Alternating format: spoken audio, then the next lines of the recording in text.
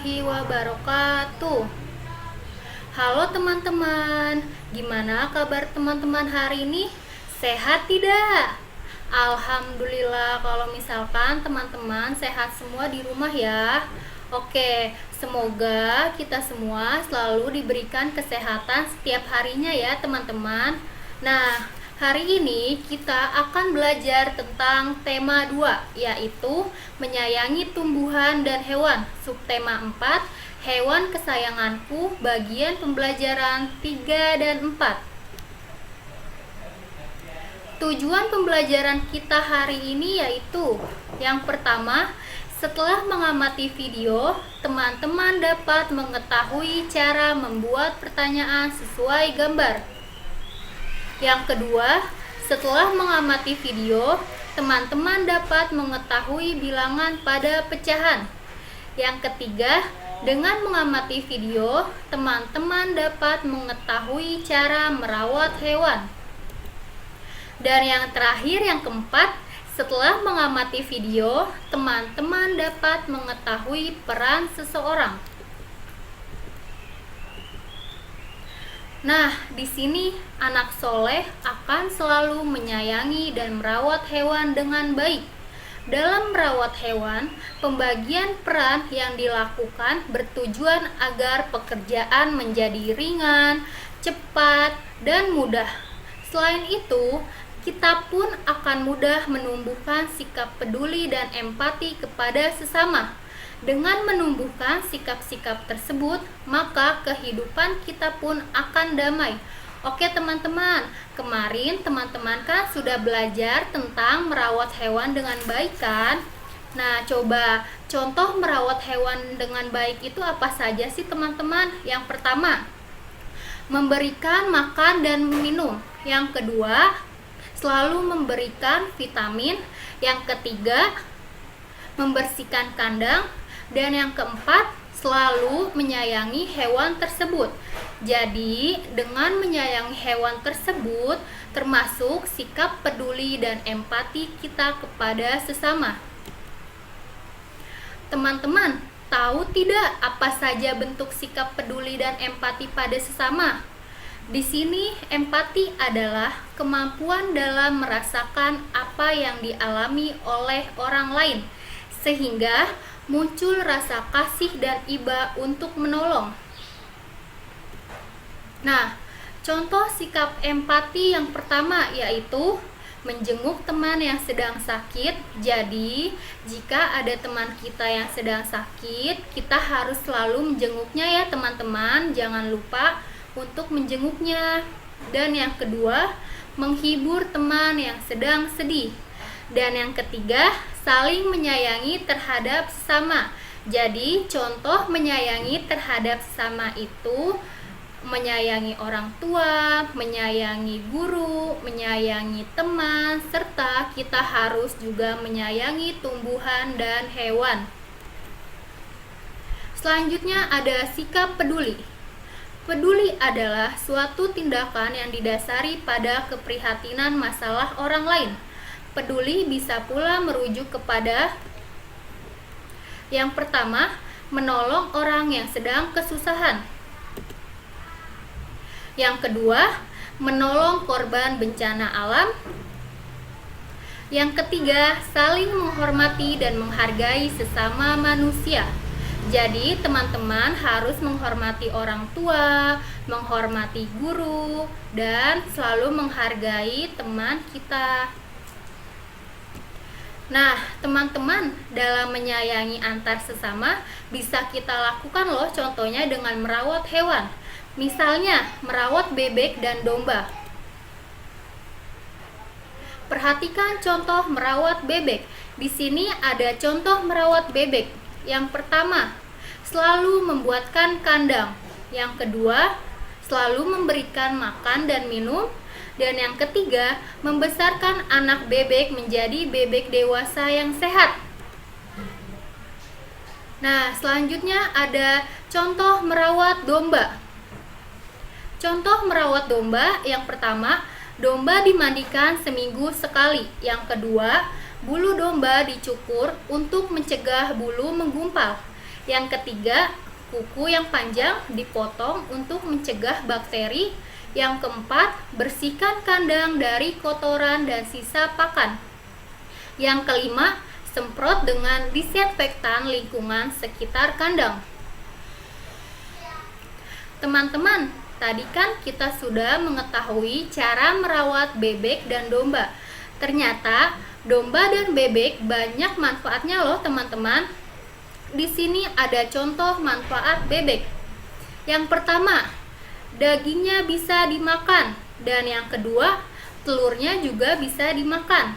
Yang ketiga, bulunya bisa untuk alat kebersihan, contohnya yaitu kemonceng. Yang keempat, kotorannya bisa dibuat pupuk. Selain bebek yang mempunyai banyak manfaat, domba juga mempunyai manfaat juga loh, teman-teman. Yang pertama itu sama, kotorannya bisa dibuat pupuk. Yang kedua, bulu domba bisa untuk dijadikan benang wol. Dan yang ketiga, dagingnya juga bisa dimakan. Nah, bebek itu menghasilkan telur, teman-teman. Telurnya dapat dijadikan makanan yang enak seperti gambar di sini. Yang pertama,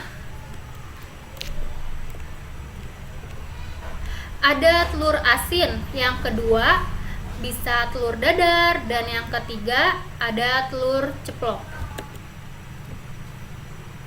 Nah, teman-teman, sudah tahu kan dari telur bebek bisa menjadi telur dadar seperti gambar di samping? Apakah telur dadar ini bisa dibagi menjadi beberapa bagian, teman-teman? Nah, di sini ada satu telur bebek yang didadar, dipotong menjadi 4 bagian. Menjadi 4 bagian apabila dijadikan bilangan pecahan menjadi 1/4. Maka pembilangnya adalah 1 dan penyebutnya adalah 4.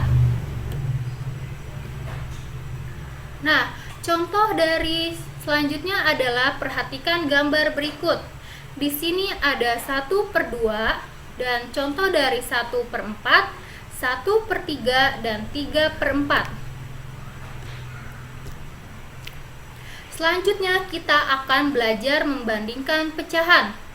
Teman-teman, pecahan dapat dibandingkan loh dengan menentukan yang kecil dan yang besar. Yuk perhatikan contoh berikut. Perhatikan pada gambar yang diarsir. Dari gambar kita dapat mengetahui bahwa 2/3 lebih besar daripada 1/3 dan begitu pula sebaliknya. 1/3 lebih kecil dari 2/3. Perbandingannya dapat ditulis sebagai berikut. Jadi di sini ada perbandingannya 1/3 lebih kecil dari 2/3 dan 2/3 lebih besar dari 1/3. Nah, yuk coba kerjakan soal berikutnya nih, teman-teman. Di sini ada soal pecahan 2/3. Nah, tadi kan teman-teman sudah belajar tentang membandingkan bilangan. Jadi 2/3 adalah 2 adalah pembilang dan 3 adalah penyebut. Jadi pembilang itu ada yang di atas dan penyebut ada di bawah. Jadi 2 disebut pembilang dan 3 disebut dengan penyebut.